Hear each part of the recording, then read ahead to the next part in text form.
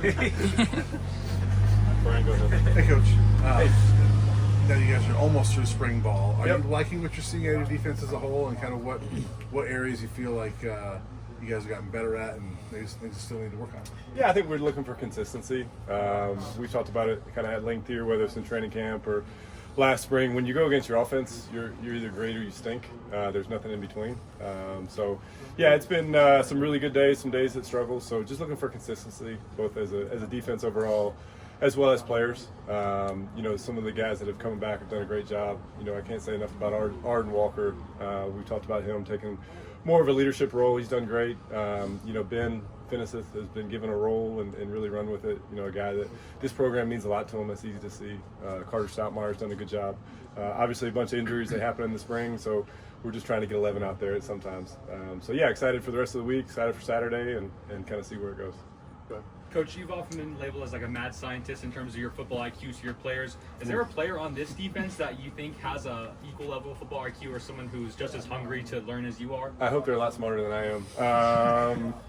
You put me on the spot there. I don't know. That's a great question. I think the great thing about the guys that we have is they want to know the why. And I think in this day and age, with the kids that you're getting, if you can clearly explain what the why is for each call, whether it's a situation, whether it's a defensive call, then they can understand it a little bit better. So I think it's our job as teachers to teach them that, hey, this is a backed up situation. This is what we're expecting. It's a third and medium. This is what we're expecting. And then all of a sudden the game happens a little bit easier for them. So that's a great question there. Scott, go ahead. Hey, Coach, you obviously have a background with safeties. You mentioned in your opening there, Carter. I'm just curious about how you've seen kind of the guys that you're counting on in that safety room, how they've kind of progressed this spring. Obviously, Carter, Tawfiq, Ben as well, how you mentioned. Carter, as we all know, is a little bit of a Swiss Army knife for us. Play outside, or play in the slot, play in the post. I'm excited to kind of get him to one spot, so he can grow there. Tawfiq's come in and done a good job. We're a different program. It is what it is, the way we practice, all that stuff. So that can be eye-opening, especially for a guy who's still, going to his redshirt sophomore year. And then I think that's where a guy like Ben, shows up, and because he's just consistent. I think we as coaches, the big thing you look for is, can you be the same person every day? I'll take a C plus over an A and a D on 2 different days. So that's what we're looking for. Again, excited for the position, and obviously I'm very hard on those guys. That's kind of how I see the game. So excited for the competition. Just to follow up to that, you mentioned Carter, hopefully to lock him down in one spot. Yeah. What is the kind of position that you think kind of highlights his ability, his kind of skill set? I think he's obviously a big guy that can run. So whether that's in the post or it's in the box, we can see some pieces around him.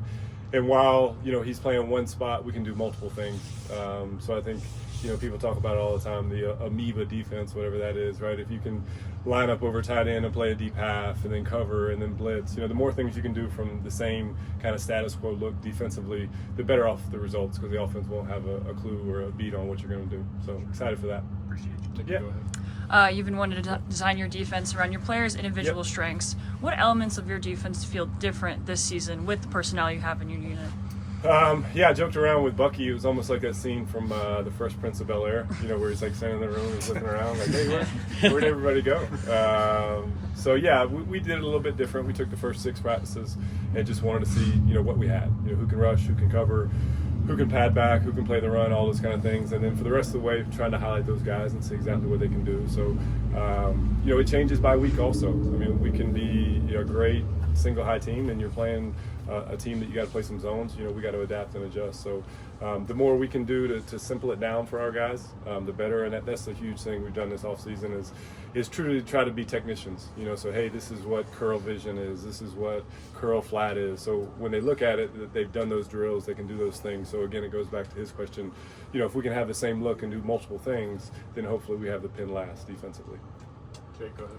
Coaches, what have you seen from Jaheim Otis and Tavian Coleman so far this spring? Yeah, they've done a good job. I think Jaheim obviously is one of the world's largest men, so excited for what that looks like. There's, again, last year, kind of coming off whatever happened in Alabama, injury and all that stuff, been very pleased with the way he works, and we just got to be more consistent. And then, Coleman is is a complete different body type. You know, he's going to win with quickness. He's done a really good job with movement. So to kind of see what we do and how we do it with him.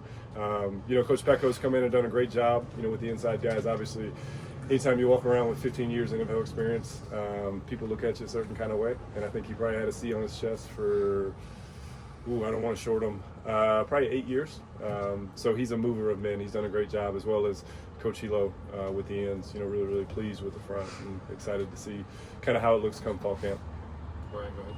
Coach, that inside linebacker is one of those spots where Yeah. the two guys from last year are gone. And so Yep. what are you seeing out of that competition right now? Like, how do you feel like that's shaping up with the new guys, but also the guys that are back? Yeah, it changes by day. You know, we try to mix and match. You know, we can't always say who's going to be in the game when and playing where. You know, Reggie Hughes has come in and done a good job.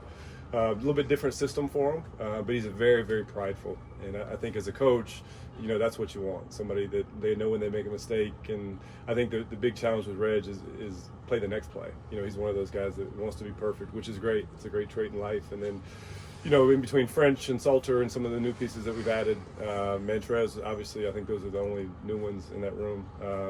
You know, it's just mix and match, and it's kind of role play and see what they can do. And, you know, having a green dot in college football now, you'd love to have one guy that's on the field all 3 downs and trying to figure out who that guy can be, and then, you know, what the other ones can do. So we got a long ways yet, you know, two left this week, and then obviously fall camp to kind of figure out exactly who they are and what they are. Just real quick, as follow-up. I mean, Jalen Wester, Yep. Jeremiah Brown, a couple of the veterans in there. Yeah. How are those guys doing? Yeah, I think, you know, anytime you've been here, you kind of know the way we practice, and, you know, so their eyes aren't quite as open as the new guys. I'm sure halfway through the first practice when, you know, we're full speed to everything and we're preaching that stuff, they probably look around like, whoa, is it going to be like this every day? So they've been great sounding boards. You know, obviously JB's going into year 5, probably closer to 15, college football this day and age. And then Jalen, obviously, his second year here, kind of getting his feet, you know, fully on the ground and knowing exactly what it's going to be. I think too often we look at when guys transfer in and expect, you know, immediate impact. I mean, they're people, right? They got to live somewhere else. They got to be away from their family. They got to figure out where they live, where they shop, how they get here. So I think hopefully that process has slowed down for him and he can just play ball. Last one back, right?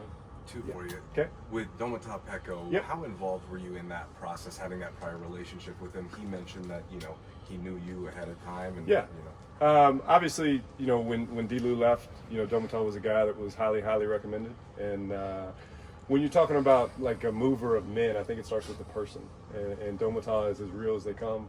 Again, to wear a C on your chest as a captain in the NFL when you're not playing a lot on third down, that kind of speaks to the guy he is in the locker room. And at the end of the day, it's our job as coaches, as men, to take an 18 to 22, 23-year-old kid and make him a better person. And there's no better person for that than Domata. So excited to have him.